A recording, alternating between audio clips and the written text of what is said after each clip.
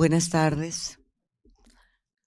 Es una alegría volver a estar nuevamente en una conferencia presencial acá en la universidad, la primera después de estos 2 años de pandemia. Profesor, muchísimas gracias por la asistencia de todos ustedes y de los profesores que están y docentes que están en las redes. Voy a hacer una presentación y luego le cedo la palabra al expositor. La Cátedra UNESCO Patrimonio Cultural y Turismo Sostenible de la Universidad de San Martín de Porres presenta hoy la conferencia Capacñán, Historia Viva que une a 6 países andinos, pasado y presente de un patrimonio mundial, a cargo del magíster Ricardo Chirinos Portocarrero, coordinador de la Unidad de Supervisión y Monitoreo de Áreas Declaradas Patrimonio Mundial, Proyecto Capacñán, sede nacional del Ministerio de Cultura. Se trata de la primera conferencia presencial desde marzo del 2020 que se declaró la pandemia. Hasta esa fecha, entre 2018 y 2019, realizamos 4 conferencias y 3 seminarios, mientras que el 2020 y 2021, los seminarios virtuales, Educación y Pandemia, una visión desde la universidad, y el seminario Centros Históricos de Lima en tiempos de pandemia. La Cátedra UNESCO de la Universidad San Martín de Porres está concebida para contribuir a través de la formación, capacitación y especialización de profesores, la puesta en valor y la preservación del patrimonio cultural, material e inmaterial del Perú, así como la promoción del turismo cultural sostenible en concordancia con los objetivos establecidos por la UNESCO en su estrategia de proteger, promover y transmitir el patrimonio cultural, fomentar la creatividad y la diversidad de las expresiones culturales, así como promover el desarrollo social inclusivo y fomentar el diálogo intercultural para el acercamiento de las culturas y el respeto a los principios éticos. El Perú es un Estado y una sociedad que tienen como uno de sus más importantes y competitivos atributos y recursos su patrimonio cultural y la biodiversidad de su medio geográfico. Patrimonio que se expresa en conjuntos arqueológicos, edificaciones y centros urbanos representativos de todas las etapas de la historia nacional. Por estas razones, el turismo que se desarrolla en el Perú debe ser esencialmente un turismo cultural e histórico. La conferencia que presentamos el día de hoy abordará el significado e importancia del Capacñán, sistema vial andino que atraviesa por 6 países: Argentina, Bolivia, Chile, Colombia, Ecuador y el Perú, con 4 rutas principales que parten del Cusco, capital del imperio de los incas, del Tahuantinsuyo. Asimismo, como se desarrolló el proceso de inscripción del Capacñán en la lista del Patrimonio Mundial de UNESCO, resultado de un esfuerzo coordinado de 6 países, y las implicancias y retos de la conservación de esta extraordinaria obra arquitectónica. Ricardo Chirinos Portocarrero es licenciado en Arqueología por la Universidad Nacional Mayor de San Marcos y magíster en Arqueología por la Universidad de Sao Paulo, de Brasil. Ha concluido cursos de posgrado como el de Gestión Integral del Patrimonio Cultural de la Cátedra UNESCO de Ciencias de la Conservación Integral de los Bienes Culturales en América Latina y el Caribe en el Centro Nacional de Conservación, Restauración y Museología. Es becario CAPES de la Coordinación del Perfeccionamiento de Personal de Educación Superior en Brasil y becario de la Cátedra UNESCO de Ciencias de la Conservación Integral de los Bienes Culturales de América Latina y el Caribe.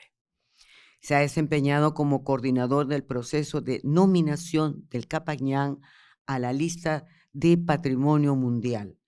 Y desde el 2015 hasta la fecha está en la dirección del proyecto del tramo Huánuco-Pampa-Huamachuco, que abarca Huánuco, Ancash y La Libertad, ambos cargos en el marco del proyecto Capañán del Ministerio de Cultura.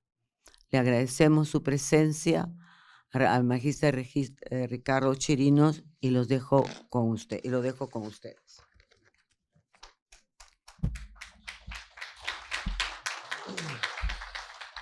Bueno, primero agradecer a Sara Beatriz, a la Cátedra UNESCO de la Universidad San Martín de Porres, a todos los presentes, a los profesores, estudiantes, muy agradecido por la invitación. Bueno, la temática que vamos a tratar es bastante amplia. La he dividido en 3 partes para que sea más didáctica. La primera parte sobre lo que es el Capañán en términos de patrimonio material y patrimonio inmaterial, las concepciones cosmológicas bajo la cual fue construido el Capañán, y una segunda parte que revisa un poco lo que ha sido el proceso de su inscripción en la lista de Patrimonio Mundial. Y para acabar con retos y perspectivas en la gestión de ese patrimonio. Entonces empezamos, si me pudieran prestar un marcador, ¿sí? Ya, excelente. Bueno, la ponencia se titula Capañán, historia viva que une 6 países andinos. Siguiente. Bueno, primero en la imagen izquierda pueden ver un mapa de lo que fue el Tahuantinsuyo, un mapa elaborado por el historiador John Rowe en los años 60 a partir de las crónicas del siglo XVII, del siglo XVI y XVII. Él hace una reconstrucción, esos polígonos que ven a lo largo de los Andes en la imagen izquierda son áreas o territorios de los diversos grupos étnicos que existían durante el Tahuantinsuyo. El título del mapa es justamente Tribus y provincias del Imperio Inca, ¿no? Alrededor de 1530, es el título que le puso John Rowe. Solo para que se observe la diversidad de pueblos, grupos étnicos que existían en el Tahuantinsuyo y que fueron integrados bajo el Imperio Inca, ¿no? En la imagen de la derecha pueden ver justamente la expresión tangible del Imperio Inca es el sistema vial Inca, ¿no? Justamente esas líneas que ven son en el mapa de Sudamérica que se conoce ahora como el Capañán, el sistema vial Inca, que tiene aproximadamente 40.000 kilómetros de recorrido y aproximadamente más de 8.000 sitios Inca asociados a estos caminos que conforman el sistema vial Inca. Como bien dijo Sara Beatriz, el Capañán parte desde el centro del Imperio Inca, que es el Cusco, específicamente de la Plaza Janaujaupata, la Plaza del Cusco, y recorre distancias enormes para recorrer longitudinalmente los Andes hacia el norte, pasando por toda la cordillera andina de Perú, Ecuador y Colombia, y hacia el sur, Bolivia, Chile y Argentina. De hecho, estos territorios, estos países actualmente eran parte del Tahuantinsuyo. Siguiente. Justo esta imagen es una fotografía aérea del Cusco. Se puede observar, no sé si lo logran notar, pero hay varias líneas rojas que salen de un punto. Ese punto justamente es la Plaza del Cusco, que era el centro del poder político, religioso, económico del imperio de los incas, ¿no? Son 4 caminos principales. Hacia el norte, el Chinchaysuyu, es la línea que se puede observar. ¿Tendrán algún puntero láser, por favor? ¿No? Es la línea que se ve hacia el lado izquierdo, hacia la parte baja de la imagen el camino hacia el Contisuyo, hacia la parte superior de la imagen el camino hacia el Antisuyo, y hacia el extremo superior derecho el camino hacia el Collasuyo, ¿no? Hacia el sur. Siguiente, por favor.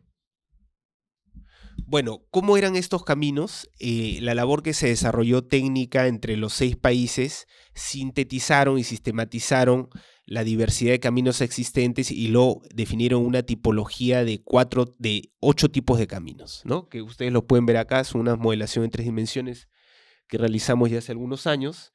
El del extremo superior izquierdo, el camino despejado, a su derecha el camino plataforma corte talud, en la parte inferior izquierda el camino encerrado por muros, en la parte inferior derecha el camino empedrado. Siguiente. En la parte superior izquierda el camino excavado, a su lado el camino con escalinatas, en la parte inferior izquierda el camino sobrelevado y el camino que se conoce como corte y relleno, ¿no? Que es una peculiaridad que hay en el Cusco, en la zona de Rachi, ¿no? El templo de Huiracocha. Bueno, esos son los tipos de caminos que se han sistematizados. Pues, siguiente, por favor.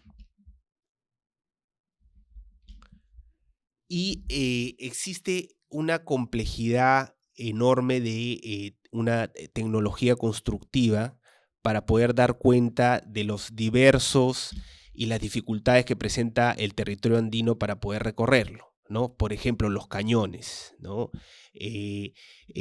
Como en el caso de el puente que es Huachaca, en el tramo Yanaoca-Libitaca en el Cusco, ¿no? Un puente que pueden ver en sus estribos son estructuras incas, pero que se renueva cada 2 años por las comunidades campesinas originarias del entorno. Justamente este puente también es uno de los puentes que fue declarado Patrimonio Mundial con el Capañán, ¿no? Pueden ver en la imagen del costado otros tipos de puentes que existen. También hay una variabilidad enorme de puentes. Es solo para mostrar parte de la tecnología caminera y de lo que ha significado este alto nivel de conocimiento del entorno geográfico y de poder resolverlo mediante este tipo de construcciones. Siguiente. No solo están los caminos, el sistema vial inca funcionaba con diversos establecimientos a lo largo de todo el Capañán. Mencioné que más de 8.000 sitios asociados inca, ¿no? Y hay una variabilidad enorme de sitios, ¿no? Hay sitios pequeños que se conocen, por ejemplo, los chasquihuasis, que eran los sitios para que los chasquis, estos correos de la época inca, usaban para poder descansar. Hay estructuras ceremoniales a lo largo de los caminos. Una vez que comienza uno a recorrer los caminos, comienzan a aparecer una serie de estructuras impresionantes, y de hecho lo que más se destaca son los centros administrativos ceremoniales, ¿no? Como grandes asentamientos, como el caso de la imagen de la izquierda, que es el centro administrativo de Huanucopampa, en Huánuco, que tiene más de 600 hectáreas. Ese punteado rojo que ven ahí es justamente por donde pasa el Capañán, este tramo tan importante que va desde el Cusco hasta Quito, ¿no? Justamente este tramo de Cusco a Quito es en que la mayoría de crónicas se conoce como Capañán. Hay otras crónicas que hablan como Capañán, los 4 caminos principales que vimos anteriormente en la imagen de la fotografía era del Cusco. Pero ahora se utiliza como un sinónimo del sistema vial inca. Pero en términos históricos, Capañán es el tramo de Cusco a Quito y los 4 caminos principales. Siguiente. Bueno, para que se entienda un poco la cosmovisión y las diferentes concepciones que manejaban los incas y en general los pueblos andinos, es necesario focalizarnos en un caso de estudio para que puedan comprenderlo de mejor manera, ¿no? Y voy a mostrar ahora justamente en el mapa que mostré de las diversas provincias incas, los diversos grupos étnicos, en la parte norte, en la Sierra Norte, que está la región de Ancash, ¿Cómo pasaba por ahí el Capañán? En la imagen izquierda pueden ver un mapa de Ancash y de los grupos étnicos que existían en la época de los incas. Justamente en la parte oriental de la Cordillera Blanca se encuentra lo que se conoce como la zona de Conchucos. En esa zona de Conchucos existían varios de los grupos étnicos en mención.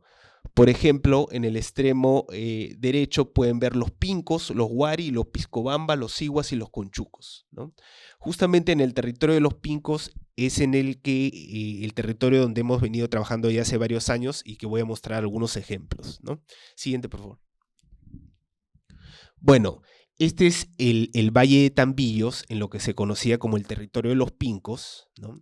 Es un valle, es una imagen satelital, pero pueden ver justamente esta línea roja es por donde pasa el Capañán, ¿no? En la zona se conoce como Incanani, ¿no? El Capañán es un término cusqueño, del quechua cusqueño. En las zonas de Ancash y diferentes partes del Perú hay otros tipos de quechua y otros tipos de nombres. Acá se conoce como Incanani, ¿no? Lo que ven como los puntos verdes son los 6 sitios inca directamente asociados al camino. Pero en general todo el Valle de Tambillos hay otros sitios incas, como ustedes pueden ver, estos rectángulos verdes, ¿no? Más o menos va desde los 4.500 metros de altitud en la divisoria de aguas, como este sitio de Huaga, hasta los 2.500 metros sobre el nivel del mar en la desembocadura del río Pushca, ¿no? Este río que conocerán, ¿no? Es el río que justamente viene del Mosna, donde está Chavín de Huántar, ¿no? Y se dirige hasta el Marañón. Y bueno, cada uno de estos sitios tiene diferentes funcionalidades. El centro administrativo ceremonial de los incas en este valle es Soledad de Tambo, que vamos a pasar a verlo con más detalle. Pueden ver también una serie de caminos secundarios que son de color amarillo. Prácticamente todo el valle está comunicado por caminos prehispánicos, muchos de los cuales son utilizados en la época inca y de manufactura inca. Pueden ver también los rectángulos azules, que son sitios de la época pre-inca. Hay sitios desde la época de Chavín, de esta fase Janabarrio, que es justamente 800 años antes de Cristo. Hay un desarrollo de 2.500 años en el valle previo a la llegada de los incas, continuo. Y esto es importante notarlo porque los grupos étnicos en el Perú tienen una tradición histórica muy extensa. Los incas llegaron a estos territorios y estuvieron en un periodo de máximo de 100 años, ¿no? Entonces, lo que pasó acá es una integración de, como dicen algunos, una confederación de naciones, ¿no? Algunos investigadores para hablar del Tahuantinsuyo, ¿no? Siguiente, por favor. Bueno, justamente en el Valle de Tambillos, este es el camino que se ve, el del lado izquierdo es el Capañán, el Inca Nani, es las labores de conservación que hemos realizado desde el año 2016, ¿no? Pueden ver a la mano izquierda una estructura ceremonial inca que se conoce como los Ushnu Inca, ¿no? Estos son muy importantes porque estos Ushnus son los lugares donde el Inca sellaba las alianzas con las autoridades locales, con los curacas locales, con los malquis y también con los jircas, los apus, las montañas tutelares de la región, ¿no? Pueden ver en la imagen superior derecha, hay una modelación en 3 dimensiones de estos Ushnus, ¿no? Pueden ver el pozo de ofrendas que existe en la plataforma del Ushnu, un pozo de ofrendas trapezoidal. Ya ven que es de una manufactura muy, muy importante, y esto porque en estos lugares el propio Inca hacía las libaciones, es decir, vertía chicha como ofrenda a la madre tierra, pero también con los jircas, los apus del lugar. Y esto es muy, muy importante porque esto parte de una concepción animista, ¿no? Una concepción en que se conoce también como el culto al Huamanin, ¿no? Que está muy extendido, fue rescatado en la literatura, por ejemplo, por José María Arguedas, en la antropología por Henry Fabré, ¿no? Actualmente hay un investigador peruano, José Luis Pino Matos, que viene desarrollando investigaciones sobre este culto al Huamanin. Es de suma importancia entenderlo para comprender justamente la concepción a partir de lo cual se desarrollaron los pueblos andinos y también los incas, ¿no? Un tema central acá es que usted, cuando revisen las crónicas antiguas, va a poder notar que los diversos grupos étnicos, las diversas familias, los diversos ayllus, tenían una genealogía que partía de un origen. Es decir, mi padre, mi abuelo, mi bisabuelo, mi tatarabuelo, y si siguiéramos, partía de un cerro, de una montaña. Por ejemplo, Hernández Príncipe de 1621 en la mitología andina claramente se ve eso. Todos los ayllus, todos los grupos étnicos partían de una montaña. Y esto es central porque estas montañas, que se conocen como Huamanin, Huamanin significa halcón. Los halcones son animales que se dice tienen el kamag, el espíritu de las montañas, ¿no? Por eso que se le da el nombre de Huamanin a estas montañas principales. ¿Y por qué central? Porque todo el territorio de los diferentes grupos étnicos está organizado con un centro. Ese centro son estas montañas principal. Por ejemplo, para acá la zona, ustedes pueden ver en el horizonte paisajístico la montaña que se ve más hacia a la izquierda, con las nubes blancas, ¿no? Más hacia la izquierda, más alta, ese se llama Anco Huilca, ¿no? Y está mencionado en las crónicas como justamente ser el apu principal, el jirca principal, ¿no? El que ordenaba el territorio de los pincos. Entonces, ¿qué hacían los incas? Al primero que se le pedía permiso, con el primero que se dialogaba, era justamente con esta montaña, por ejemplo. Obviamente a través de los curanderos, de los sacerdotes que eran los encargados de dar la voz de estas montañas, ¿no? Y esto está extendido en todos los Andes, ¿no? Y este Ushnu, por ejemplo, siguiente imagen. No sé si se logra ver bien, pero en la imagen superior derecha pueden ver una fotografía de este Ushnu y cómo las líneas diagonales caen directamente en la cima de las dos montañas principales, Huiñaj y Anjo, ¿no? Y esto es importante, ¿no? Esto es muy, muy importante y significativo. Tiene que ver seguro también con lo que ustedes han podido revisar en relación al sistema de seques. No sé si han escuchado sobre eso, cómo el Cusco estaba organizado en seques, que eran líneas que conectaban las huacas principales del Cusco y las montañas pacarinas principales del Cusco. Esto está, en general, los incas lo expanden esta forma de organizar el espacio en las diferentes provincias inca, en los diferentes territorios de los diversos grupos étnicos, mostrando así el respeto por los cultos locales, ¿no? Esto es muy importante también tomarlo en cuenta para pensar la diplomacia política de los incas, de pensar cómo se pudo expandir un imperio en menos de 100 años, tan extenso que no se ha visto en ninguna otra parte del planeta, ¿no? Siguiente. Estas son las montañas principales que les comenté, son fotos cercanas, Anjo, Hatun Anjo y Chicanjo, Hatun Huiñaj y Chihuiñaj, y pueden ver que tanto en la cumbre como en las partes más elevadas hay una serie de estructuras que muestran que se construían santuarios para poder rendir culto a estas montañas. Siguiente.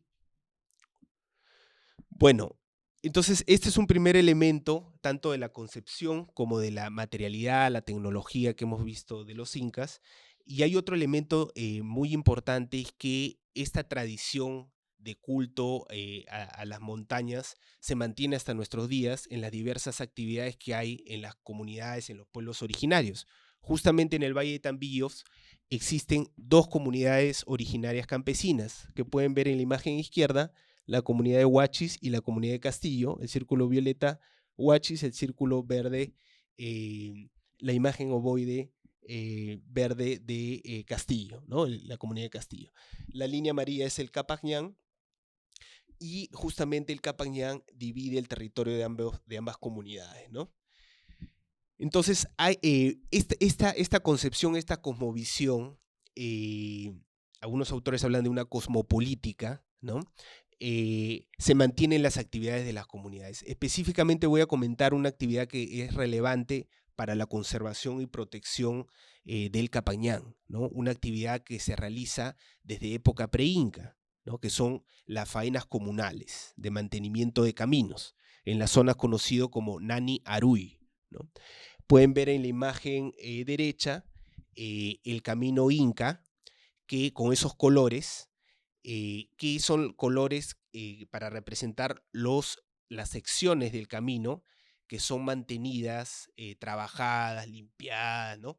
Cada cierto tiempo, por lo menos casi 2 veces al año que se realizaba, ahora hay veces se realiza una vez al año, que se dividen las comunidades, ¿no? Están las 2 comunidades campesinas originarias y hay 4 centros poblados. Cada uno de los colores realiza el mantenimiento un centro poblado. Por ejemplo, el color verde lo realiza el centro poblado de Huachis, el color rojo lo realiza el centro poblado de Sole de Tambo, el color amarillo el centro poblado de Castillo y el color azul el centro poblado de Castillo, color amarillo, disculpen, el centro poblado de San Francisco de Yanapoto. Siguiente.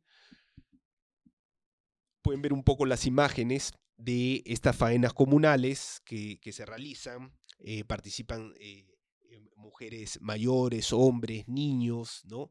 Adultos, limpiando. Hay como esta zona de Conchucos es zona de muchas lluvias. Se colmata con mucho barro, mucha agua. Tienen que estar limpiando los drenes, ¿no? Y es parte de las actividades que se realizan. Siguiente.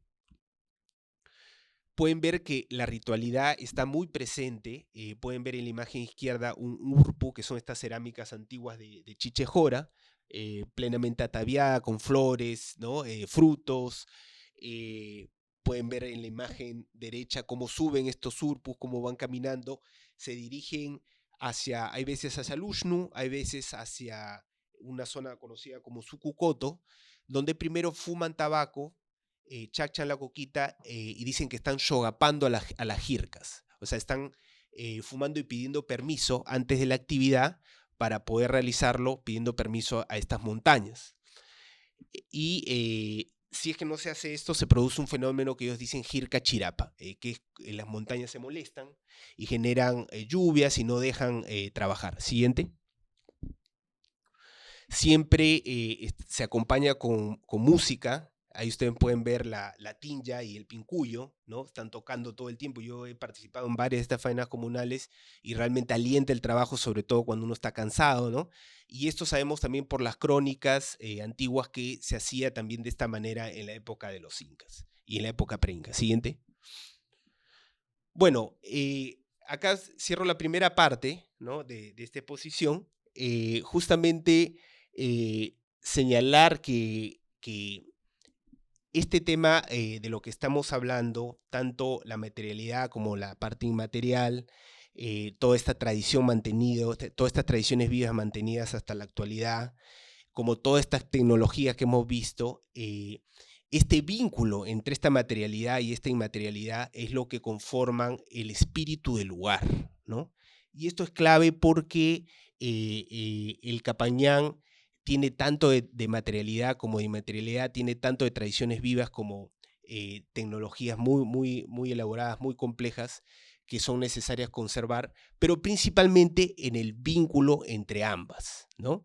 Que se conoce como espíritu del lugar. Hay una serie de documentos internacionales sobre esto. Está la declaración de Quebec del 2008 por ICOMOS, que habla de la importancia de la conservación del espíritu del lugar. Y ahí marco una parte de la carta de ICOMOS que señala: dado que las comunidades locales en general están en una mejor posición para comprender el espíritu del lugar, especialmente en el caso de grupos culturales tradicionales, sostenemos que están en mejores condiciones para salvaguardarlo y deberían estar directamente en todos los esfuerzos que se realicen para preservar y transmitir el espíritu del lugar. Siguiente.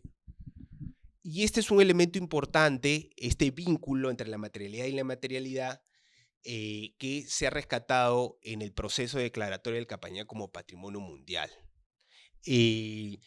Tan es así que uno de los criterios de valor universal excepcional por los que se declaró el Capañán como Patrimonio Mundial fue el criterio 6, en cuanto a estar directamente relacionado a las tradiciones vivas que tienen una importancia de carácter universal excepcional. Siguiente. Entonces, con esto pasamos a la segunda parte, que es justamente cómo se ha dado todo este proceso de la declaratoria del Capayán como Patrimonio Mundial. Siguiente. Bueno, pueden ver ahí, hemos dividido de manera didáctica para que puedan observarlo 4 momentos. El primer momento, la inscripción en la lista indicativa del Capayán, el momento ya del proceso de la nominación, el momento de la declaratoria y el momento actual de la gestión y supervisión. Y abajo están los años, ¿no?, que se ha llevado a cabo esto. Toda esta historia parte desde mucho antes, desde hace mucho tiempo atrás, pero hay un momento importante en el 2001, durante el gobierno de Valentín Paniagua, que se decide inscribir al Capayán en la lista de Patrimonio Mundial, como una iniciativa del gobierno peruano, ¿no? Esto se hace, sin embargo, entre el 2001 y el 2002, el Perú convoca a otros 4 países andinos, Argentina, Bolivia, Chile y Ecuador, para trabajar de manera conjunta una inscripción en la lista de Patrimonio Mundial. Para el año 2003 se convoca al Centro de Patrimonio Mundial de la UNESCO para que puedan ayudar a coordinar este proceso con todos los países, ¿no? Y para el año 2005 se invita a Colombia a integrar este esfuerzo que ya entre los 6 de los países andinos, ¿no? Es un proceso muy largo, desde el 2001 hasta el año 2013, ¿no? ¿Por qué el 2013 es tan importante? Porque se presenta el expediente de candidatura del Capayán. Han habido más de 50 reuniones presenciales, han habido cientos de reuniones virtuales, tanto técnicas como políticas. Se imaginarán, están involucradas las cancillerías de nuestros países en situaciones bastante arduas y complejas. Imagínense que muchas veces para ponernos de acuerdo dentro de una institución es compleja, dentro del país es muy complejo y con otros países es también bastante complejo. Es más, han habido, ustedes saben, en la historia de estos 6 países, encuentros y desencuentros, hasta conflictos armados, ¿no? Han habido, por ejemplo, la disputa de La Haya con Chile, justo en el momento que estábamos presentando el expediente, lo cual era muy, muy complejo en el cuidado de la información y había que tener mucha paciencia, pero es algo que se logró por el esfuerzo de nuestros países hermanos, ¿no? Y en el 2013 se presenta el expediente.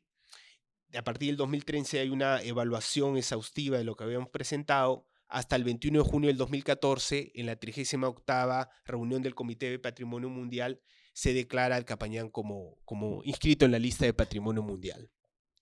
Son 6 estados parte, 616 kilómetros de camino declarados Patrimonio Mundial, 250 kilómetros en territorio peruano, 308 sitios arqueológicos asociados declarados Patrimonio Mundial, 82 de ellos en territorio peruano y 316 comunidades asociadas, 155 en el Perú.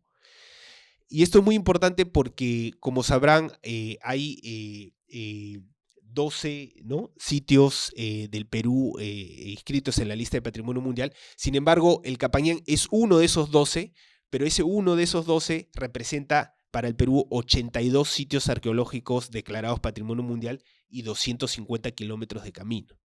Sitios emblemáticos como Choquequirao, Pachacamac, son parte de esta declaratoria de Patrimonio Mundial.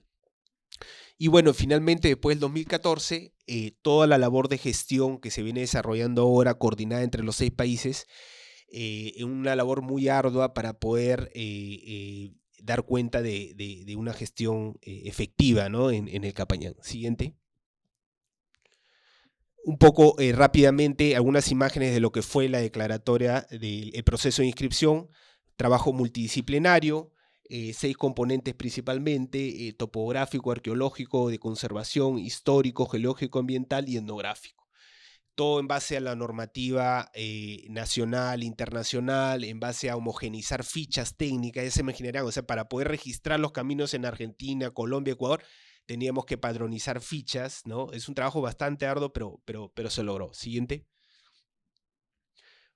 Justamente tuvimos que hacer una guía gráfica que represente tanto los caminos que mostré al inicio como los sitios, que está publicada en el expediente, y también lo hemos publicado recientemente, una versión especial para Perú, justamente este año, ¿no? Este año, hace unos meses. Siguiente.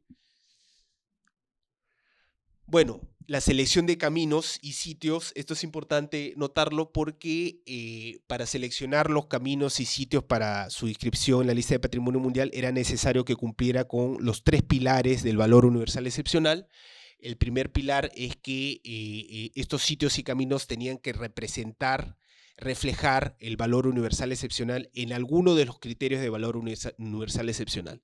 Como ustedes saben, son 10 criterios de valor universal excepcional, 6 de ellos son de carácter cultural. En el caso del Capañán, se ha inscrito con 4 de esos criterios. El siguiente pilar es que el bien cumpla con la integridad y la autenticidad. Integridad en relación a su estado de conservación, integridad en relación a los componentes que representa, integridad en relación al paisaje en el que está inmerso.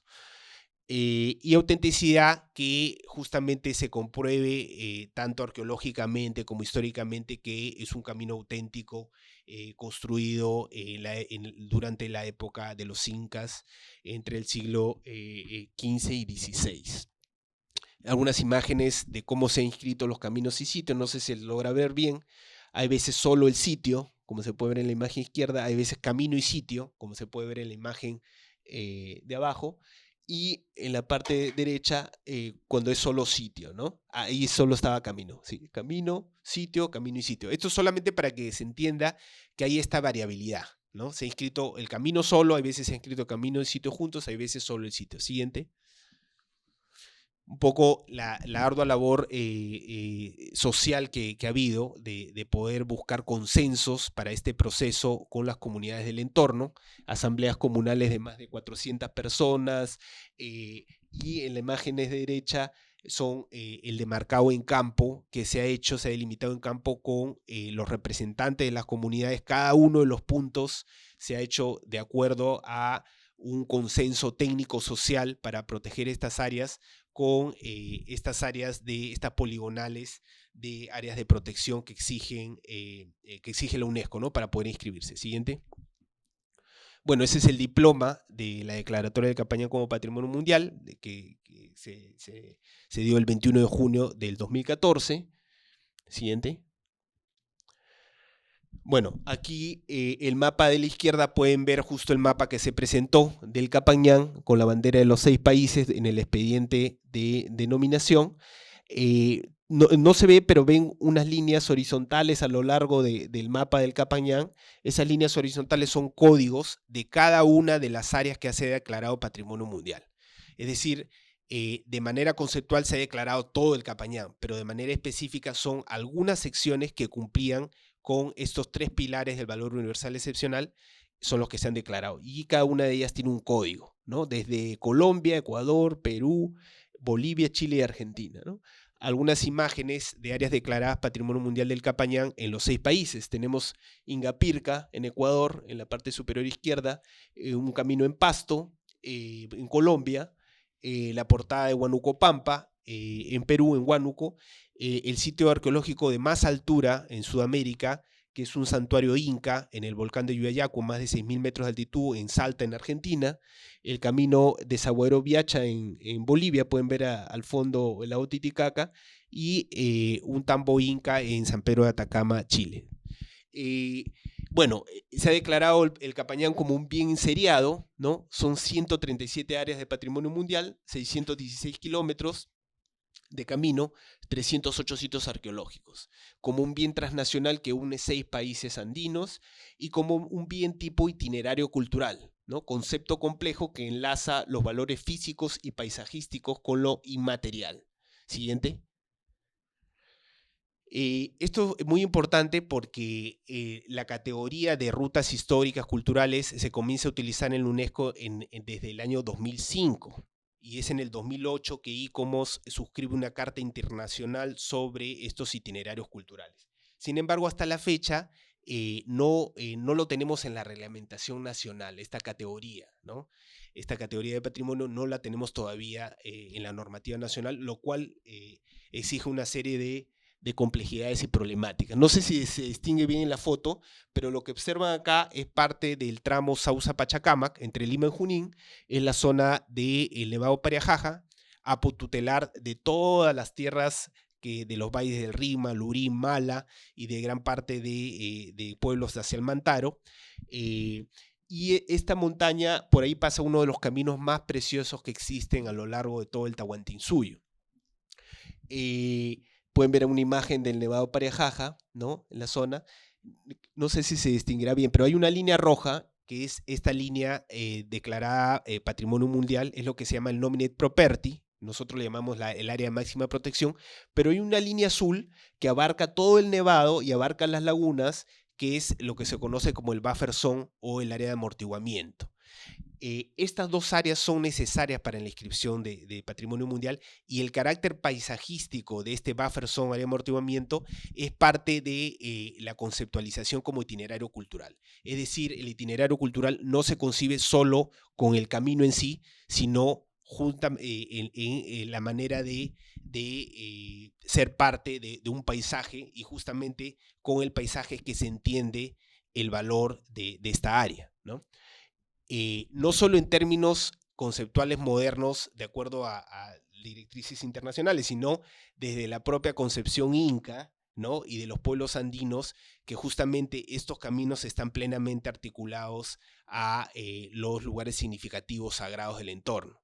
Yo solamente para poner un ejemplo, porque ese trabajo de esa zonificación, yo estuve dirigiéndola, y es muy interesante notar que, por ejemplo, ese camino pasa por la zona más difícil de pasar un camino y de construir un camino. Hay una zona que se conoce como Escalerayoc, que en quechua significa escalerayoc con escalera, ¿no? Hay una escalera de 2000 peldaños en una pendiente muy pronunciada, que cualquier ingeniero dice, o sea, están locos para pasar por acá, ¿no? De hecho, con análisis de sistema de información geográfica sabemos que había rutas mucho más simples de hacerlas para llegar al mismo punto, pero los incas lo pasaban por ahí porque era el lugar más sacralizado de todo este entorno desde época pre-inca.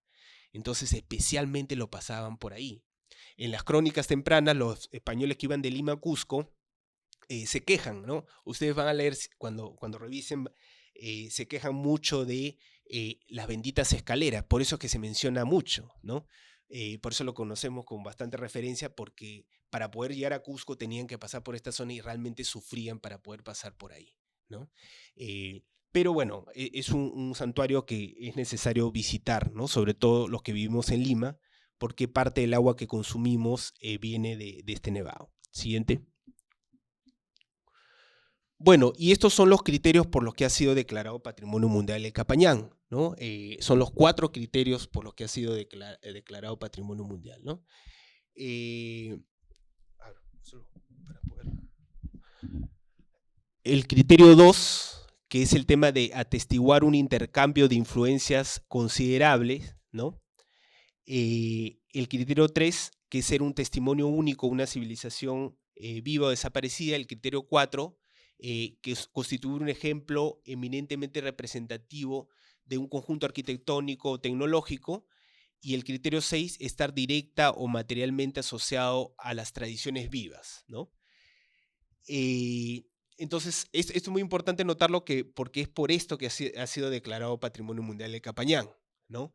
Que justamente se muestre que se ha generado a partir de esto un intercambio de influencias considerable. Ustedes saben, el Capañán ha unido muchos pueblos, ha generado una dinámica de ida y vuelta, de conocimientos, de creencias y demás entre los diversos pueblos andinos.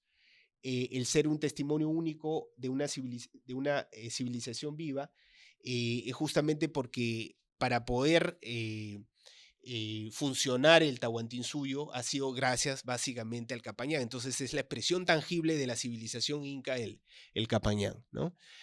Y bueno, como ustedes han visto ser un ejemplo eminentemente representativo de un conjunto arquitectónico tecnológico, lo hemos visto justamente con las imágenes al inicio de la complejidad del sistema de caminos y las técnicas constructivas, ¿no? Y también ya hemos visto el tema de estar directamente relacionado con las tradiciones vivas, ¿no? Siguiente. Bueno, algunas imágenes de áreas del Capañán que han sido declaradas en Perú, ¿no? Declaradas Patrimonio Mundial: el Camino de Pomata en Puno, Aipate en Piura, el puente Quehuachaca en Cusco y parte del camino Ollantaytambo-Lares en el Cusco, ¿no?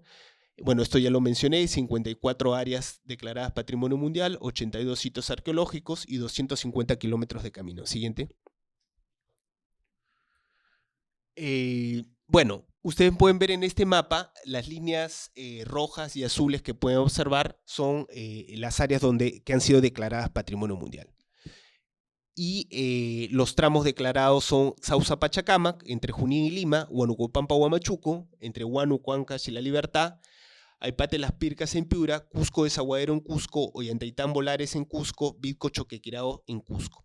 Y dos elementos asociados muy importantes, que es el puente Quehuachaca y la plaza Hanan Jaucaipata, que es el centro del Imperio Inca y el centro del Cusco, de donde parten los 4 caminos principales. Siguiente. Voy a tomar un poquito de agua.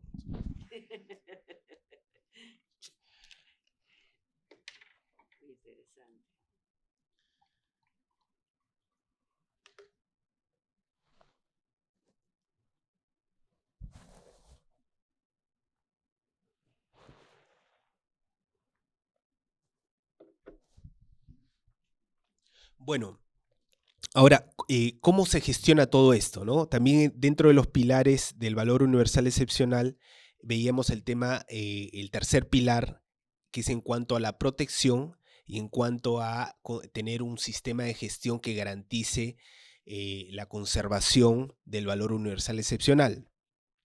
Entre los países desarrollamos un sistema de gestión internacional que fue presentado a la UNESCO, fue evaluado y fue aprobado, ¿no? Y ese sistema de gestión internacional se puede representar su estructura de gestión en este esquema, ¿ya? Este esquema es una actualización que hemos realizado hace algunos, ya va a ser más de un año con los países, con los 6 países, y en este esquema se puede observar que hay 4 ámbitos de acción, ¿no? Un ámbito internacional, que está arriba, ¿no? Un ámbito nacional, un ámbito regional, provincial, departamental y un ámbito local, ¿no? El ámbito internacional está conformado por 2 comités, un comité de embajadores, que son los representantes de los 6 países ante la UNESCO, un comité técnico, que son las secretarías técnicas de los 6 países, y hay una unidad ejecutiva que es la Secretaría Ejecutiva Internacional pro tempore. Pro tempore porque cambia cada 2 años, ¿no? El primero fue Perú, de ahí siguió Bolivia, ahora está Chile, el próximo año ya entra Colombia, y así, ¿no? Y va a seguir rotando. En el ámbito nacional tenemos las diversas instancias, instituciones que velan por el patrimonio en los diferentes países, ¿no? Por ejemplo, el Ministerio de Cultura, la Dirección General de Patrimonio Cultural de la Nación, la Dirección General de Patrimonio Arqueológico, ¿no? Y en el ámbito regional, provincial, departamental, tenemos las instancias también que velan en el ámbito regional, por ejemplo, en el caso del Perú, la Dirección Desconcentrada de Cultura, las Direcciones Desconcentradas de Cultura. Y en el ámbito local, ¿no? Bueno, y en el ámbito regional los responsables de los proyectos, como vamos a ver en el siguiente esquema, ¿no? Y en el ámbito local, los municipios, las comunidades locales y diversos grupos de interés, ¿no? Aquí, desde el año 2009, se propuso que para el ámbito local se conformaran unidades de gestión local, ¿no? Unidades que puedan representar a las diversas instituciones que hay en territorio que tengan como voluntad el poder conservar y gestionar el Capañán, ¿no? Hay algunos ejemplos que se han desarrollado en el Perú. Siguiente. Este es un poco el esquema de cómo funciona la gestión del Capañán a nivel nacional, ¿no? Pueden ver el Capañán es por ley una Comisión Nacional de Capañán, que es una comisión interinstitucional, ¿no? Está el Ministerio de Transportes, el Ministerio de Ambiente, el Ministerio de Comercio y Turismo, etcétera, etcétera, etcétera. Y ellos nombran una secretaría técnica para ejecutar el proyecto Capañán, encargan la ejecución al Ministerio de Cultura, ¿no? Y el Ministerio de Cultura nombra una secretaría técnica. A su vez, paralelamente, la Dirección Desconcentrada de Cusco también nombra una Secretaría Técnica. Es decir, en el Perú hay 2 secretarías técnicas del proyecto Capayán, una en la sede nacional en Lima, que vela por todas las regiones del país, menos por Cusco, y hay una Secretaría Técnica en el Cusco que vela por los caminos en la región Cusco, ¿no? Pueden ver ahí el Ministerio de Cultura, las diversas direcciones nacionales que mencioné, en el ámbito regional podemos observar la instancia nacional, que en este caso son las direcciones desconcentradas de cultura. Pueden ver los proyectos de tramo y proyectos integrales, que son los proyectos a partir del cual el proyecto Acapañán hace las acciones en territorio en relación al Capañán. Y en la parte ya local, donde también interactúan con los proyectos de tramo y proyectos integrales, que son los proyectos que son parte del proyecto Capañán, con las comunidades locales, los gobiernos regionales, municipales, distritales y las organizaciones civiles. Siguiente. Bueno, rápidamente pueden ver acá los países recibimos en cada reunión del Comité de Patrimonio Mundial recomendaciones que marcan la agenda la agenda técnica de trabajo de los países, ¿no? Pueden ver las recomendaciones que hicieron en la 38ª reunión del Comité de Patrimonio Mundial, en la 40ª reunión del Comité de Patrimonio Mundial y en la 42ª del Comité de Patrimonio Mundial, sobre diversos aspectos: gestión, conservación, aspectos hay veces bien específicos, ¿no? Y hay veces también aspectos generales, ¿no? Gestión de riesgo, impacto patrimonial, trabajo con las comunidades, etcétera, etcétera, etcétera. Siguiente. Y se pueden ver acá imágenes de los reportes que nosotros damos de manera conjunta entre los 6 países. Por eso en estos reportes ven la bandera de los 6 países. Esto se envía al Centro de Patrimonio Mundial respondiendo sobre estas recomendaciones. El último que hemos presentado ha sido entre diciembre y marzo de este año. Siguiente. Justo este año también, en el mes de julio, nos tocó elaborar el informe periódico, que es un informe que exige la UNESCO cada 5 años para evaluar la aplicación de la Convención de Patrimonio Mundial y evaluar el estado de conservación de los sitios de patrimonio mundial. En julio hemos respondido este informe periódico, un trabajo muy arduo porque solamente es un formulario online y es un formulario para los 6 países, ¿no? Tiene 15 capítulos bastante complejos, y poder trabajarlo entre los 6 países ha sido bastante arduo y ha sido un trabajo de octubre a julio, de octubre del 2021 hasta julio del 2022. Siguiente. Bueno, y ya la parte final, que les comenté, la tercera parte sobre los retos, ¿no? Y también las perspectivas que hay en el Capañán, ¿no? Siguiente. Bueno, primero, que la gestión del Capañán no se puede pensar solo en relación a las áreas declaradas Patrimonio Mundial. En la imagen izquierda ustedes pueden ver dónde están los caminos declarados Patrimonio Mundial, ¿no? Si viéramos la red, como les dije, se calcula más o menos 25.000 kilómetros de caminos registrados, 12.000 kilómetros para el territorio nacional y casi el restante en el Cusco, los miles de kilómetros, ¿no? Entonces, prácticamente el territorio andino está con muchos kilómetros de camino y muchos sitios asociados, ¿no? Entonces, pensar en una gestión efectiva del Capañán y de sus áreas declaradas Patrimonio Mundial exige pensar en gran escala el territorio peruano, ¿no? Y en territorio nosotros notamos que hay una serie de problemas y complejidades. Uno de ellos es el tema de la pobreza, ¿no? El tema de la gestión del Capañán, de acuerdo al sistema de gestión internacional, busca como objetivo principal el mejorar la calidad de vida de las comunidades del entorno, ¿no? Así como conservar el valor universal excepcional. Y esto es un tema complejo en un territorio y áreas, ustedes han visto, son áreas principalmente rurales por donde pasa el Capañán. Son áreas con niveles de pobreza variable, ¿no? Entre moderado, medio y alto. Justamente la imagen de la derecha es un mapa de la pobreza en el Perú. Los colores más intensos es donde hay más pobreza, ¿no? Por donde pasa el Capañán.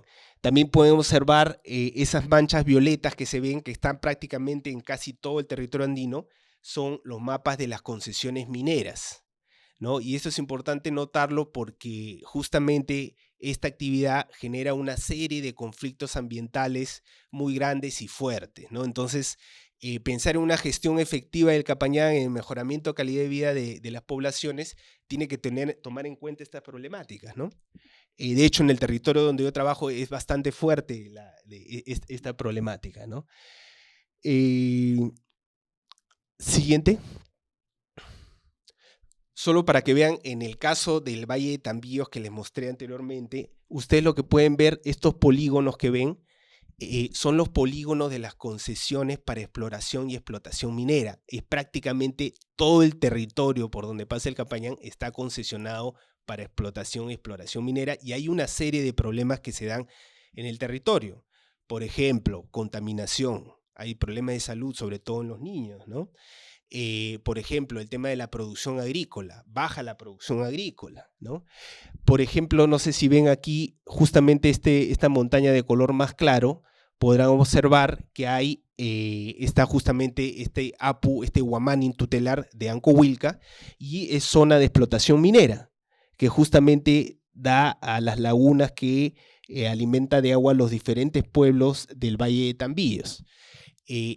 Con todas estas problemáticas es que hay que pensar en el momento de generar una gestión efectiva de estas áreas, ¿no? Siguiente. Y acá un ejemplo de esta misma área en una pequeña modelación en 3 dimensiones, ¿no? Justamente esta línea azul es el área de amortiguamiento que va por las cumbres. Esta mancha verde que ven ahí es el área de las terrazas y la andenería de la época inca y pre-inca. Prácticamente la totalidad del área cultivable en el Valle de Tambillos estaba cultivada mediante terrazas y andenerías. Actualmente solo se cultiva un pequeño porcentaje de estas terrazas y esta andenería. Y en la imagen superior derecha vemos la parte de la divisoria de aguas, donde hay una serie de lagunas y afluentes, que era principalmente para culto, ¿no? Que los incas trataban estas zonas vinculado al Jirca, al Huamanin de Ancohuilca, ¿no? En todo este proceso de reciprocidad, redistribución, de ofrendas, de mantener la armonía, era un área muy cuidada, muy respetada, ¿no? Justamente estas áreas principales son las que ahora se produce todo este proceso extractivista, ¿no? Entonces, lo que quiero mostrar acá es las diferencias de lógicas productivas que existen en el mundo andino en la época de los incas y las lógicas productivas actuales, ¿no? Y que justamente valles como este, que tenían una alta productividad agrícola, ganadera, han trastocado justamente su manera de producir por esta forma de producir actual, ¿no? Y es necesario pensar un poco sobre estas maneras de producción, sobre todo en estos momentos de cambio climático, ¿no? Y de crisis que hay en el planeta, ¿no? Creo que hay un mensaje que guarda el Capañán. Justamente los que trabajamos ahí podemos darnos cuenta del nivel de productividad, el nivel de armonía que hay de esta productividad con el entorno, con la naturaleza, ¿no? Con estas montañas, estos lugares de fuentes de agua, que hay un mensaje que nos deja más bien tal vez de cómo pensar la producción actual. Este es un tema central de fondo que se necesita pensar cuando pensamos en el mejoramiento de la calidad de vida de las poblaciones actuales. Siguiente. Otro tema clave y todo un reto es el tema de las afectaciones, que tiene que ver con la situación anterior, pero también tiene un desarrollo paralelo porque tiene que ver también con la falta de conciencia que hay en muchas autoridades, principalmente municipios que hacen obras públicas y diversos actores. En la imagen izquierda es un área de Camino Inca, una de las más hermosas que existe en el tramo Huanucupapa-Huamachuco, que es Escalerilla en la Sierra de la Libertad, ¿no? En Huamachuco. Se conoce como Escalerilla, y hay minería de carbón, que prácticamente ha destruido el camino en varios kilómetros, ¿no? Un impacto muy fuerte. En la imagen derecha tenemos en Huánuco, en la puna de Huánuco, entre Huánuco y Ancash, el camino utilizado como una trocha carrozable. Ahí pueden ver las marcas. De la misma manera, en Ancash, en Moyobamba, Potoxa, en la zona de Conchucos, también, ¿no? Miren cómo prácticamente se destruye el camino, y algunas obras como construcción de trochas carrozables que destruyen prácticamente bastantes kilómetros de camino. Esto es muy extendido en los lugares, por ejemplo, donde hay mayor presupuesto en los municipios, ¿no? Por ejemplo, que tienen cano minero, ¿no? Tienen un potencial económico para desarrollar obras públicas, y por una falta de conciencia, una falta de capacitación, muchas veces se desarrollan encima de los caminos inca. ¿Por qué? Porque los incas eran grandes ingenieros y lograban construir en los mejores lugares sus caminos. Como son muy anchos, muchas veces estas trochas, estas carreteras se construyen encima. Siguiente. Y bueno, y ya para acabar, quiero, el otro reto que me parece importante es el tema de la interculturalidad. Este es un tema clave que en el Perú se ha estado hablando. Yo creo que cada vez hay un mayor desarrollo sobre esto, pero todavía nos falta muchísimo, ¿no? Interculturalidad entre formas de conocer, formas de saber, cosmovisiones diferentes en la diversidad de pueblos que existen en el Perú, es necesario para poder generar un encuentro, un diálogo y desarrollar diferentes proyectos, ¿no? El caso que les muestro acá es el caso de un entierro que encontramos en el Uxnu, en las excavaciones, un entierro inca, de un individuo adulto y de un niño, ¿no? Y que a los pocos días del hallazgo, en la comunidad comenzó a suscitar una serie de comentarios en relación a que el muerto se estaba presentando. Se quejaba de frío porque lo habíamos desenterrado, se paraba en la noche, que se había presentado en el sueño de algunos comuneros, que habían mencionado cuál era su nombre, se llamaba Timoteo, ¿no? Y al poco tiempo toda la comunidad hablaba de Timoteo y nos pidieron reenterrarlo. Hicieron la solicitud hacia el ministerio, pues ahí son las cartas de la comunidad pidiendo el reentierro de Timoteo. Yo hice la gestión, mis jefes principales me dieron la venia para poder reenterrarlo, logramos reenterrarlo. Siguiente, por favor. Un momento muy sentido, se enterraba a alguien de la comunidad, pueden ver ahí, los comuneros están yogapando, fumando su tabaquito, chachando su coquita pidiendo permiso a los jircas, ahí el momento del reentierro. Siguiente. Niños, adultos, se sentía una congoja, era algo muy sentido en ese momento. Siguiente. Las señoras con velas, todo hablando en quechua, es una población quechua hablante, muy, muy sentido este reentierro. Siguiente. La anterior, por favor. Después de realizar este entierro en octubre del 2016, para marzo del 2017 yo presento el informe final a las diversas instancias del Ministerio de Cultura, y la respuesta fue: tengo que volver a desenterrarlo, tengo que meterlo en una caja y entregarlo al Museo de Ancash, porque es un bien arqueológico. Entonces, esta incompatibilidad muestra que nos falta mucho todavía como país, como ministerios, ¿no? Como proyectos, de poder generar mecanismos de diálogo que puedan dar cuenta de esta doble complejidad, ¿no? Es decir, un mismo elemento, en este caso el entierro, guarda doble significación. Para el Estado significa un bien arqueológico, pero para las comunidades es un ser más que cohabita el territorio. Cuando yo preguntaba por qué era necesario reenterrarlo, me decían: porque si no se produce jirca chirapa. ¿Qué es jirca chirapa? Los jircas se amarran, comienzan a malograr lluvias, comienzan a malograr los cultivos. Entonces, estos muertos en realidad están vivos en otras dimensiones en los cuales tienen influencia en el territorio. O sea, de ellos depende muchas veces que haya buena producción de papas, buena producción. Entonces, realmente hay un respeto, hay un temor también, ¿no? Entonces, este tipo de conocimientos, ya no podemos decir a estas alturas de desarrollo, ¿no? Digo, de la antropología, ¿no? De que son simplemente creencias. No, en realidad son otros mundos que hay que respetar, y que diferentes poblaciones, diferentes sociedades, como las comunidades, muchas comunidades originarias, interactúan con otros mundos, ¿no? Y hay que respetar y hay que saber generar este diálogo, ¿no? Y esto es clave para una gestión efectiva del Capañán, en la medida que pensemos el Capañán en conservar, en preservar, revalorizar el espíritu del lugar, en revalorizar el mensaje que nos da el Capañán para nuestros días. Siguiente. Entonces, con esto acabo, el tema central de los años de experiencia es que lo que debemos tener una perspectiva de una cogestión participativa e intercultural, ¿no? Hay unas imágenes de los diálogos que hemos establecido en muchas asambleas comunales, en muchas reuniones de municipios, movimientos, ¿no?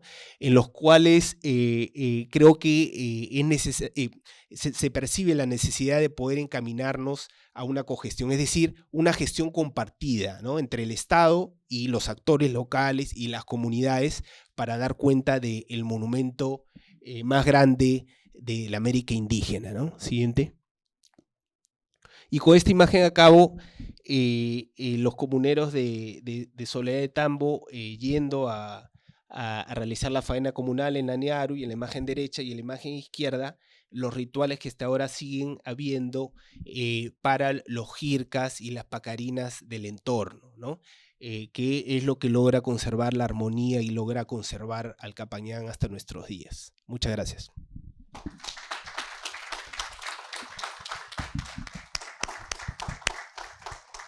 Muchísimas gracias por tan interesante, increíble cantidad de cosas para preguntar, para pensar. ¿Ustedes quieren preguntar algo? Sí, por favor, profesor, va a hacer una pregunta. Pasamos el micrófono para que lo pueda. No sé cómo se saca esto, ¿me ayudas? Preséntalo, profesor.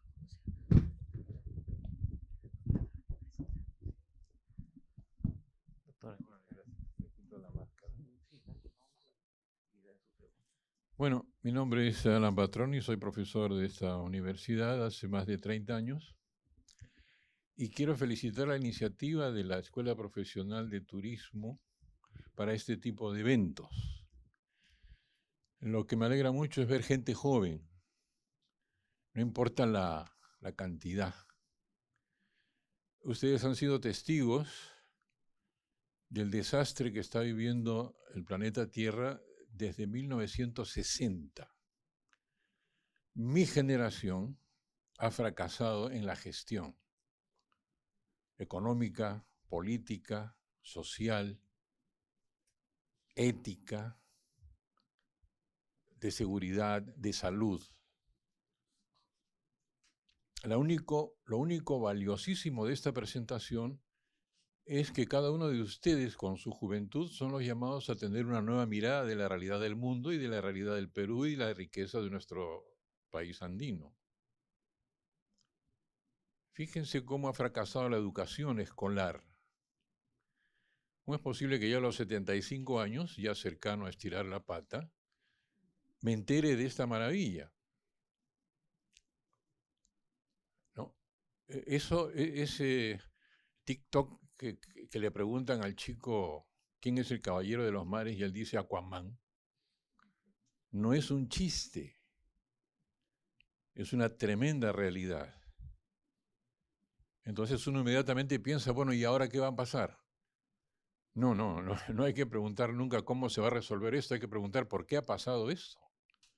Y es sencillamente porque todavía estamos esperando una generación de gente seria, comprometida, responsable, como nuestro expositor, como la dama que lo acompaña, y como este pequeño público que siempre es un pequeño resto.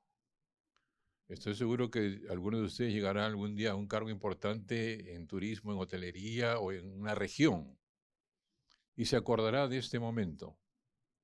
Y dejará de lado las pasiones, las intrigas, las ambiciones, las corruptelas, como ya se está viendo y está ocurriendo con gente joven que ha nacido a partir de la primera década de este nuevo milenio. Muchísimas gracias nuevamente. Por favor, muy amable. Gracias. De nada.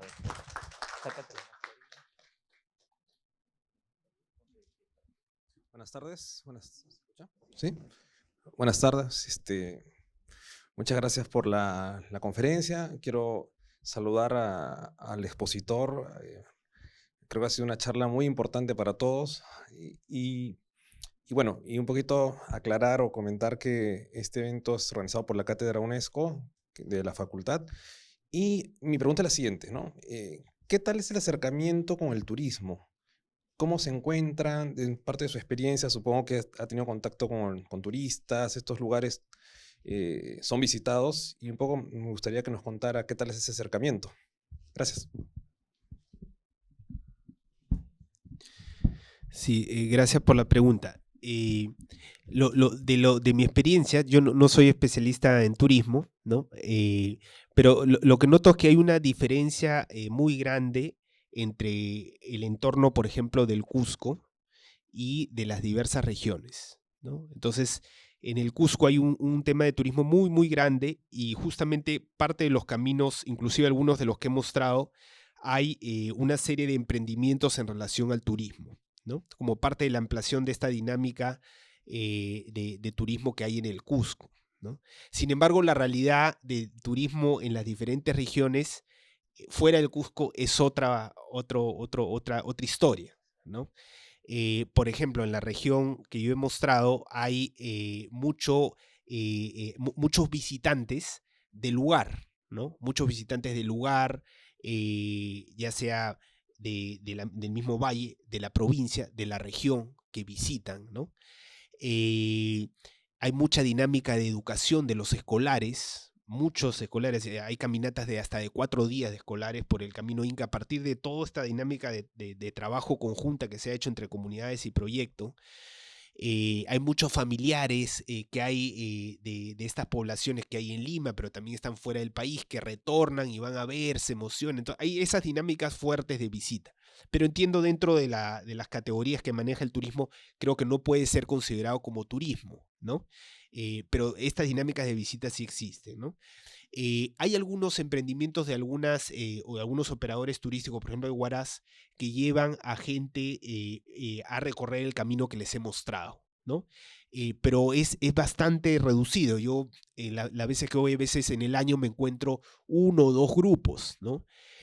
También había, justamente parece en convenio con estos operadores de Huaraz, una institución de Nueva York que traía algunos turistas para esta zona. De hecho, el potencial es enorme, ¿no? Para este turismo de caminantes, de trekking, es impresionante lo que se ve, ¿no? Son lugares poco conocidos, pero las personas que van, yo por ejemplo logré traer a los representantes de los 6 países a esta zona, se quedaron sorprendidos. Una de las cosas que decían era que sentían muy fuerte la sacralidad de la zona. Yo creo que en la medida que las montañas están muy cerca, es un valle estrecho, y bueno, y parte de lo que han dejado los incas en todos los años de ritualidad que han desarrollado y que se deja hasta ahora, ¿no? Eso, también hay otros problemas. Por ejemplo, recuerdo sitios muy grandes, emblemáticos, hermosos, como Aipate. Cualquiera que lo ve es un sitio de primer orden, ¿no? Pero infelizmente el pueblo que está cerca, que es muy conocido, es el pueblo de Ayabaca, en la Sierra de Piura, porque está justamente el Señor Cautivo. Hay unas peregrinaciones, un pueblo muy chiquito, más de 20.000 feligreses, ¿no? Que van para rendir culto al Señor Cautivo. Y pongo ese ejemplo porque justo llegué a una reunión con las comunidades en la semana que era la festividad del Señor Cautivo, y tenía que supervisar a Aipate, este sitio, que es realmente hermoso, monumental, y de esas 20.000 habían ido poquísimas personas. Entonces comencé a averiguar. Era el tema de que para poder llegar, la carretera es terrible, tierra, barro, son 2 horas en esas condiciones, entonces no se animan a ir, y para ir había que alquilar estas camionetas 4x4 que cobraban 400 soles. Entonces, no, hay estas dificultades en el ámbito rural, ¿no? Que es necesario tenerlo en cuenta. Justo, por ejemplo, en la zona donde estuvimos con una colega de esta casa de estudios, Angélica Arriola, hizo unos estudios, la doctora Angélica Arriola hizo algunos estudios en la zona en relación al tema del producto turístico, plan comercial, capacidad de carga, unos estudios muy finos que realizó ella, y que mostraban el potencial el mercado de Huaraz, de los caminantes, de los que hacían trekking, ¿no? Pero bueno, hay una serie de variables económicas, macroeconómicas, hay una serie de variables que que es necesario poder comprenderlas, desarrollarlas, ¿no? Por ejemplo, una de las recomendaciones que recuerdo era el mejoramiento de los hospedajes y el mejoramiento de los baños, por ejemplo. Recuerdo mucho de estos estudios, ¿no? Sí se necesita un trabajo interinstitucional, ¿no? El Ministerio de Turismo, el Ministerio de Cultura para poder desarrollar esto, ¿no? Por las competencias el Ministerio de Cultura no vela sobre el tema de turismo, ¿no? Pero sí, yo soy la persona que cree que sí hay mucho potencial, sobre todo en el ámbito del turismo rural comunitario y en este turismo de trekking, de caminante, ¿no?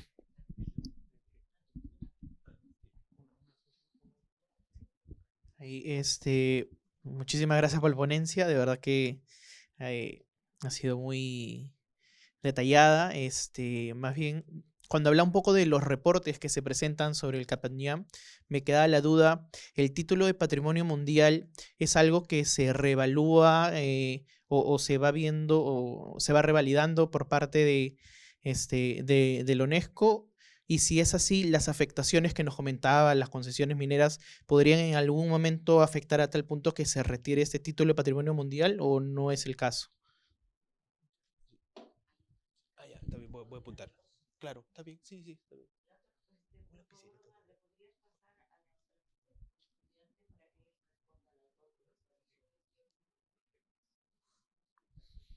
Buenas tardes, muchas gracias.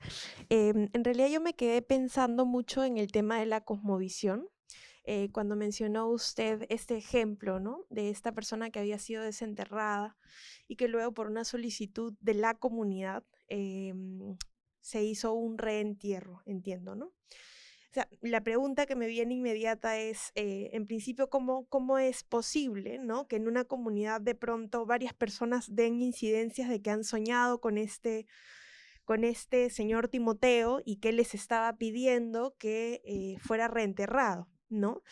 Por un lado pensaba en esa lógica de cosmovisión, en ese sentido de comunidad. Yo sinceramente en un estilo de pensamiento muy limeño, a mí no me cabe en la cabeza que eso sea un fenómeno de una comunidad. No lo logro entender, la verdad.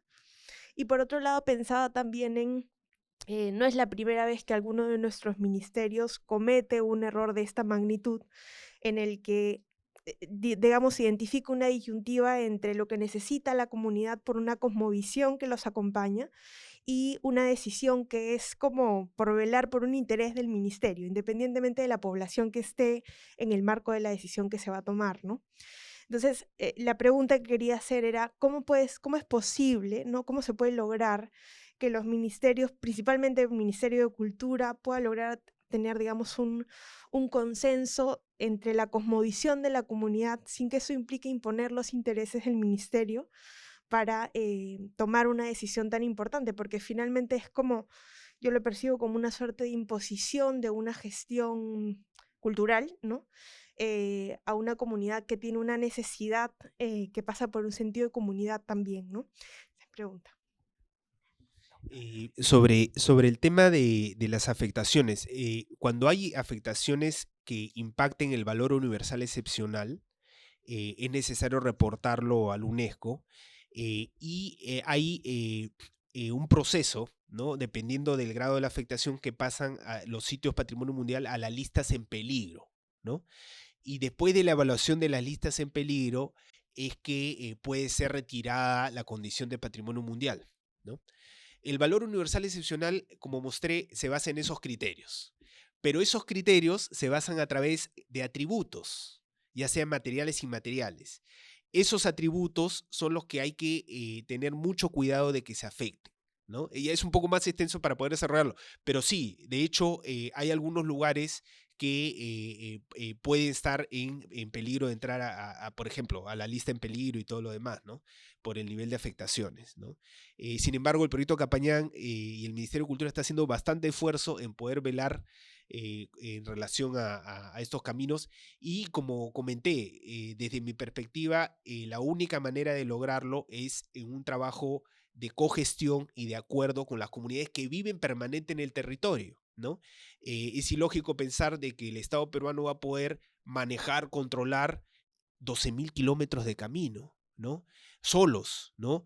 Va a poner 8.000 seguridades en cada uno de los sitios. No, ¿no? O sea, la manera es con la gente que vive ahí, en su ciclo vital, anualmente, en su forma de organización, puede incluirse dentro de su dinámica la protección y conservación del Capañán. Y sobre la otra pregunta, sí, justamente es el tema de las políticas públicas, ¿no? En el Ministerio de Cultura existen dos viceministerios, el Viceministerio de Interculturalidad y el Viceministerio de Patrimonio Cultural. Y poco a poco se está logrando generar el puente entre ambas instancias, ¿no? Entre la materialidad y la inmaterialidad, entre el patrimonio cultural y el patrimonio inmaterial. Y de eso depende. O sea, depende de que, por ejemplo, siguiendo el caso de Timoteo, en el momento que yo pasé 7 meses, 20 días respondiendo informes, memorándum, ¿no? Bastante duro esos 7 meses, 20 días. Y una vez que se aprobó el informe, hemos solicitado el cambio del reglamento nacional, que puede incluir un título sobre rentierros a solicitud de las comunidades campesinas originarias, de osamentas humanas que consideran tienen un vínculo, ¿no? Y ese capítulo se introdujo en un borrador que hasta ahora no se aprueba, ¿no? Que espero se apruebe pronto porque ya está varios años como borrador, pero es el borrador oficial. Y si se aprueba va a ser un primer paso en la reglamentación del patrimonio cultural de la nación que incluye un artículo de carácter intercultural. Es la única manera en el sentido de que son entidades, son elementos que guardan un doble significado, como decía, ¿no? Por un lado, era un bien arqueológico y por otro lado, un ser que cohabita el territorio y al cual hay que guardarle respeto y poder interactuar de la mejor manera para que garantice una buena producción, por ejemplo. Entonces, la única manera es que en las políticas públicas haya artículos que den cuenta de esta complejidad, como el caso que les estoy comentando. Bueno, muchísimas gracias. ¿Se me escucha? Muchísimas gracias por esta magnífica conferencia. También quería decir al estudiante que preguntó sobre la presencia de UNESCO en estos sitios que podrían ser declarados de patrimonio en peligro. Machu Picchu ha estado en una situación de que podría ser haber declarado como patrimonio en peligro. Lo que esto significa es muy serio. Felizmente, hace 3 semanas UNESCO se detuvo a la comisión. Este informe, le estoy haciendo una entrevista a César Moreno Triana, que es el responsable para América Latina de Patrimonio Mundial de la UNESCO. Entonces ingresen a la página web de la Cátedra UNESCO de la Universidad San Martín de Porres y ahí se van a encontrar artículos, entrevistas. También hay un artículo de Ricardo Chirinos ahí sobre el Capañán y ahí van a encontrar las cuestiones que tienen que ver con la pregunta de la función de UNESCO con los sitios de patrimonio en peligro, porque también hay que tener en cuenta una cosa: todo este estudio, todo lo que significa, lo que ha explicado Ricardo Chirinos, tiene también una relación identitaria. Tú te identificas, un patrimonio cultural también es importante por el factor identitario. Tú te identificas con tu historia, tú te identificas con tu cultura, tú te identificas. Y en ese sentido la pregunta de ella fue muy interesante en esta cosmovisión. Tú te identificas con esta cultura, pero acá tienes un Estado que no se está identificando o que no está tomando en cuenta en su totalidad esta cosmovisión. Tengan en cuenta que el idioma quechua fue prohibido. O sea, hay una serie de cuestiones en la historia cuando se ha oficializado el quechua, en el 59, 60, o sea, y ahorita recién como otro idioma. Antes estaba prohibido, o sea, no existía. ¿Te das cuenta? Entonces, hay una serie de cuestiones que por eso es tan importante estudiar el patrimonio cultural, porque lo que nos ha explicado Ricardo Chirinos es importantísimo en tanto lo que es patrimonio cultural, pero todo lo que abarca el conocimiento de la historia, toda la historia que hay en esta explicación, es importante que la conozcan. Yo creo que es a través del conocimiento de la historia, de tu cultura, de verdaderamente la historia, es que tú puedes hablar también de un diálogo intercultural. Sin ese diálogo intercultural no es posible la paz ni la armonía en una sociedad, no es posible. Y para ese diálogo intercultural tiene que haber una posición ética. Entonces, eso es todo. Muchísimas gracias, Ricardo, y nos vemos, espero que pronto. Muchas gracias.